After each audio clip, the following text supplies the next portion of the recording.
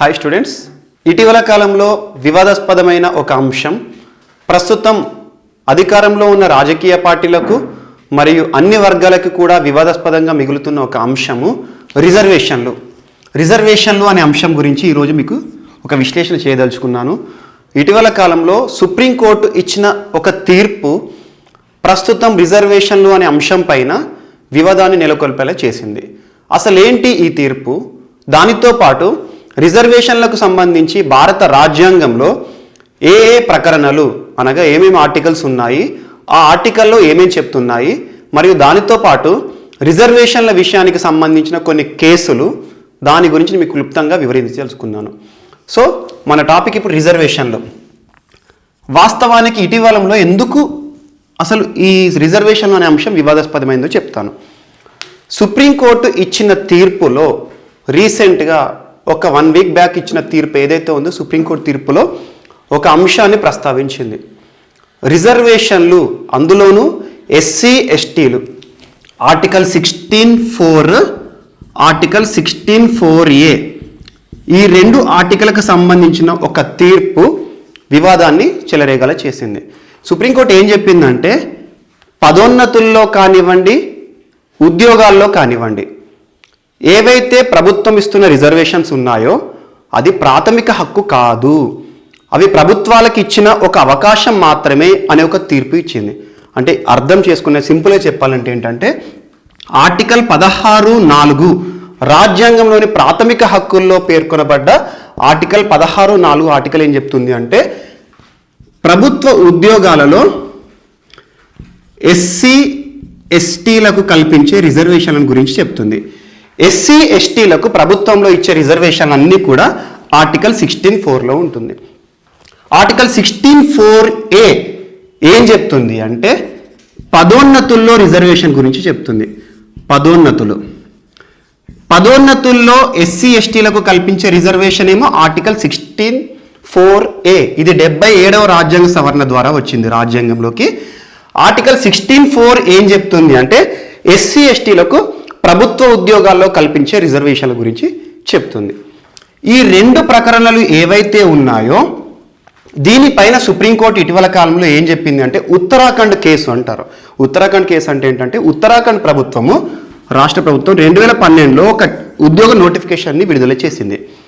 ఆ ఉద్యోగ నోటిఫికేషన్లో ఎస్సీలకి ఎస్టీలకి ఎలాంటి రిజర్వేషన్ లేకుండా నోటిఫికేషన్ అనేది ప్రభుత్వం ఇచ్చింది. దానికి సంబంధించి చాలామంది హైకోర్టులో ఈ కేసుని సవాల్ చేశారు.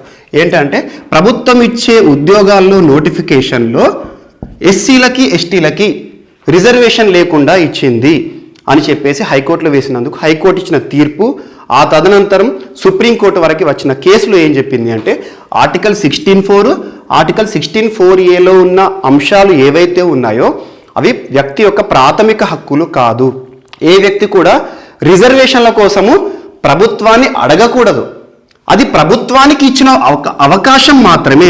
అవకాశం అంటే ఏంటండి, ఈ యొక్క ఆర్టికల్స్లో ఉన్న నిబంధన ప్రకారము ప్రభుత్వము ఆ వర్గాలకు రిజర్వేషన్ ఇవ్వవచ్చు అనే ఒక అవకాశాన్ని మాత్రమే కల్పించడం జరిగింది.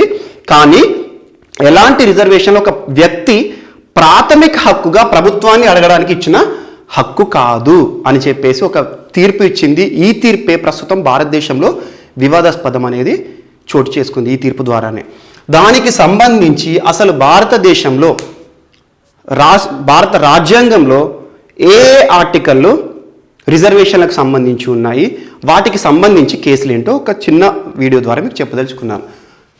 భారతదేశంలో మొట్టమొదటి ఒక కేసు రిజర్వేషన్లకు సంబంధించి చంపకం దొరై రాజన్ కేసు.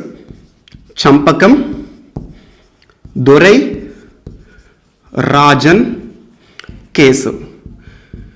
చంపకం దొరై రాజన్ కేసులో సుప్రీంకోర్టు ఏం చెప్పింది అంటే, రిజర్వేషన్లు, అందులోనూ ఎస్సీ ఎస్టీలకు కల్పించే రిజర్వేషన్లు రాజ్యాంగ విరుద్ధము, దీనిలో రాజ్యాంగం అనేది ఆ రిజర్వేషన్లు ఒప్పుకోదు అని ఒక తీర్పునిచ్చింది.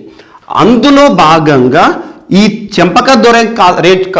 చంపకం దొరై రాజన్ కేసు ఆధారంగా భారత రాజ్యాంగంలో మొట్టమొదటి రాజ్యాంగ సవరణ జరిగింది.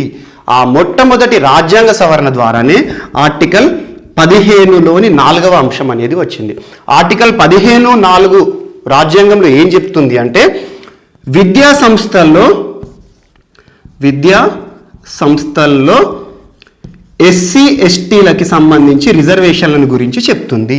ఆర్టికల్ 15(4) అనే ఒక నిబంధనని మొదటి రాజ్యాంగ సవరణ 1వ రాజ్యాంగ సవరణ ద్వారా పెట్టడం జరిగింది.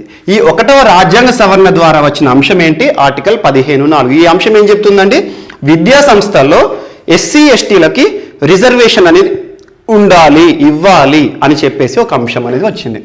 ఆ తర్వాత ఆర్టికల్ 15(5)వ అంశం 15వ ఆర్టికల్లో 5వ అంశం ఏం చెప్తుంది అంటే విద్యా సంస్థల్లో ఓబీసీలకి సంబంధించి రిజర్వేషన్.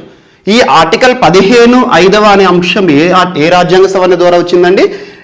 మనకి 93వ రాజ్యాంగ సవరణ 2006 93వ రాజ్యాంగ సవరణ ద్వారా ఆర్టికల్ 15(5) ఆర్టికల్ 15(5) అనేది విద్యా సంస్థలు ఓబీసీలకు సంబంధించిన రిజర్వేషన్ గురించి చెప్తుంది.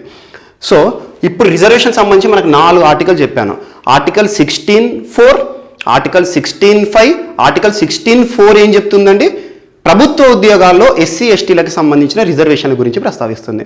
ఆర్టికల్ 16(4) ఏం చెప్తుంది?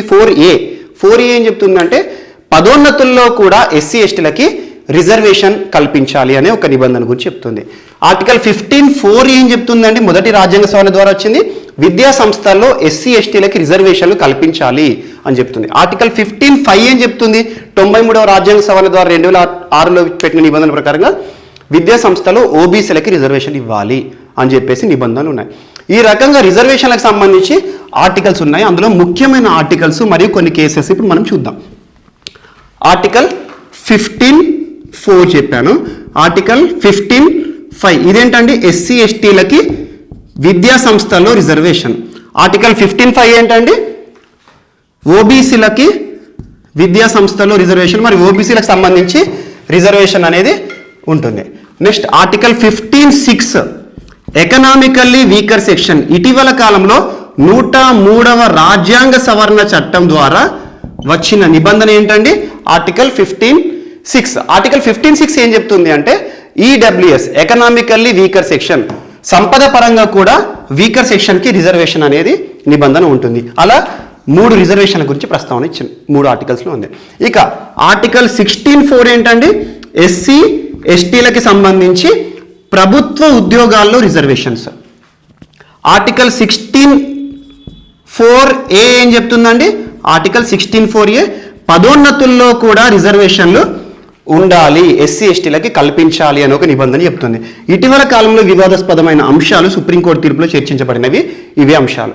ఇక నెక్స్ట్ రిజర్వేషన్ల గురించి ప్రత్యేకంగా ప్రస్తావిస్తున్న కొన్ని ఆర్టికల్స్ ఏంటంటే ఆర్టికల్ 46. ఆర్టికల్ 46 ఏం చెప్తుంది అంటే సామాజికంగా మరియు విద్యాపరంగా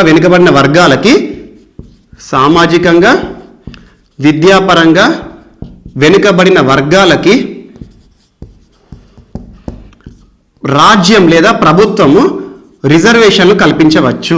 ఈ ఆర్టికల్ 46 ఎందులో ఉందండి? ఆదేశిక సూత్రాలు, directive principles of state policy. ఆదేశిక సూత్రాలు కూడా రిజర్వేషన్ల గురించి ఆర్టికల్ 46 అనే ఒక ప్రకరణ మాట్లాడుతుంది.